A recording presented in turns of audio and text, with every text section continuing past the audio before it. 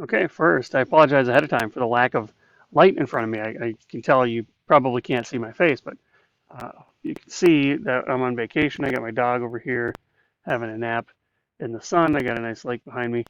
And as a result, I'm here at my Tennessee office, quote unquote. Um, so hopefully we can get by.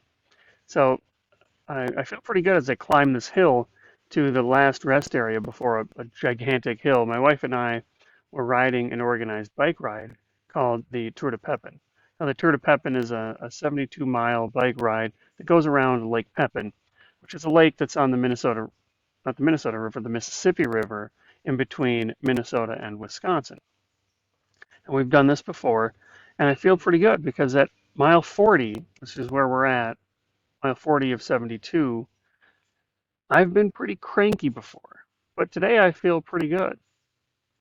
So this confidence kind of comes with me. We get a snack, we refill our water, replace our warm water with, chilled water, rest a little bit, and then all we've got left is one big hill, and we come down the other side. We get to fly on the other side, but the rest of it's pretty relatively flat. So these last 32 miles are pretty good.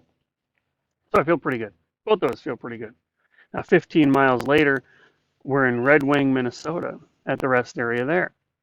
We're doing the same thing. We're having a bit of a snack, trying to replace some potassium and some salt, letting our feet rest, letting our bodies rest a little bit before we head back. Now, if I wasn't confident before, I'm confident now. We got the winds at our back. It's a relatively flat stretch. It's just the final stretch. It's an easy stretch. And we're hydrated. We got this good water. So we start going. And I don't feel as good as I did at mile 40 here at mile 55, but I still feel pretty good, especially considering how easy I think this last bit is going to be. Okay, so we get going. 10 miles later, we get to the final rest area, and I'm running out of juice, but it's still pretty good. And I think to myself, I think we can just bolt past this and finish the home stretch. It's only 6 more miles. So when my wife asks me, hey, should we stop at this last rest area? I tell her, nah, no need. Let's just hurry up and get past. All right, well, 2 miles after that, I'm done. My feet hurt, my lower back hurts, my shoulders hurt. My water is as warm as tea, so I'm not drinking water because it's disgusting. I I can't control my breathing. My heart rate's going crazy.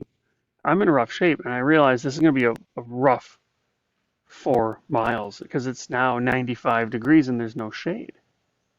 So heat heat exhaustion for sure, possible heat stroke, and we did it. We finally did it. It took a long time. It was awful. We skipped the after party, went straight back to the car. I had a liter of water immediately. It wasn't enough. I'm still thirsty. Just basically, my body was on strike. We finally do go back to the post race party, have a beverage, watch some live music, and as we're there, I'm reflecting, what's my problem? Why did I skip that last rest area? At the very least, I could have ditched my tea water and got cold water, so I'd been more likely to drink. I could have let myself rest, but I didn't. I didn't because we didn't have a plan ahead of time. And when we don't have a plan or a system ahead of time, we're more likely to do the easy, and the easy is not usually the best. Find out more right after this.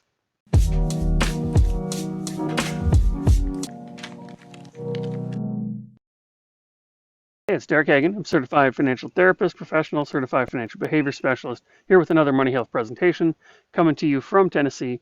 We're going to talk about why it's so easy to do what's wrong. Now, I have this here, our default setting, right? Whatever's easy, we will always default to what's easy, and we're always going to default to avoiding pain. So that's kind of our default setting there. And that's what I did on the bike. Uh, we'll talk more about this avoiding pain for a second, but it felt like at the time, stopping was adding to the pain because if I could just hurry up and be done faster, then I'm going to be less painful. It's going to be less painful for me. And of course, we're always going to default to do what's easiest. That's by default. That's always going to happen.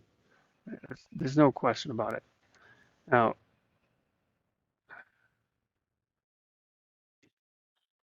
see if I can. I guess you can't even see the whole screen here, but that's okay. This is tech glitches from the road. This says up here, chances we'll do it. This says, I didn't even know that we did it. But basically, this is saying how easy it is. You know, the more easy it is, the higher this bar gets, which means the easier it is, the higher chance we'll do it. You got these people here. This one says it's not easy. Try that. This person says it's very easy. And I didn't even know I did it because that was the default choice. So we're always going to default to what is easiest by design. If it's easy, we're going to do it. If it's hard, we're not going to do it. Now here another, you know, vacation glitch. But we have this thing called status quo bias. What I'm calling laziness is effectively a status quo bias, where we will fight hard to stay where we're at. So we need something like 5 or 6 reasons to change for every reason to stay the same. So the same old, the status quo, it's like a little slide, you know, just get on there and that's simple. It's harder. This is better up here, right? And this is stairs. You have to climb the stairs. That's a lot harder than going down a slide. So we will fight to stay the same. Now we'll fight to stay the same, even if, right? So quick clarification here. The ancient part of our brain, the part that's responsible for survival, that part of the brain prefers the familiar to the better, to the improved, even if the improvement is better for us, which it is by definition, right? So I want to stay the same. That's what my survival brain is telling me, even if it's better. This is why it's so hard for smokers to quit, even though they know better. Information isn't enough. They know that they're not supposed to smoke, but that's the familiar. So we need 5 or 6 reasons to change for every reason to stay the same. That's true even if they're both easy. If they're both easy, then we're going to default to the familiar. Now, layer on top of that the fact that if the improved is harder, now you've got 2 reasons to stay the same. One is I have the status quo, I want the familiar. 2 is this one's easier, right? So the only way we're going to improve is if it's actually easier to do what's better. And it says good decisions. Good decisions, the chance of making a good decision goes down as intense emotions run high, good or bad. We don't make good decisions when we're feeling an influx of positive emotion either, but most of the time we can think about this as negative emotion. So in the heat of the moment, this is what I'm calling in the heat of the moment, when emotions are running high, we're not likely to make good decisions. So how can we combat that? We can't break out of this emotion very easily. You can if you practice things like Stoicism or Buddhism. Like people who subscribe to those philosophies of life are pretty good at this. But in the heat of the moment, in the heat of the battle, emotions are running high. We're not likely to make good decisions. So one way to do this says I'm the kind of person who is to decide ahead of time. What kind of person do you want to be? Are you the kind of person that every Monday looks at your expenses? Are you the kind of person that goes on a jog every morning or reads every day? That's up to you. Now, once you do that, once you say make the decision once ahead of time to implement your system, once you say make the decision that I'm going to read for an hour every morning, then you become a reader. That's who you are. That's the kind of person that you become. And if you make that decision and you read every morning, the rest of your day will fall in around that. Now, if you say I'm only going to read if there's time, you're never going to read. Now, this is the same with our financial decisions.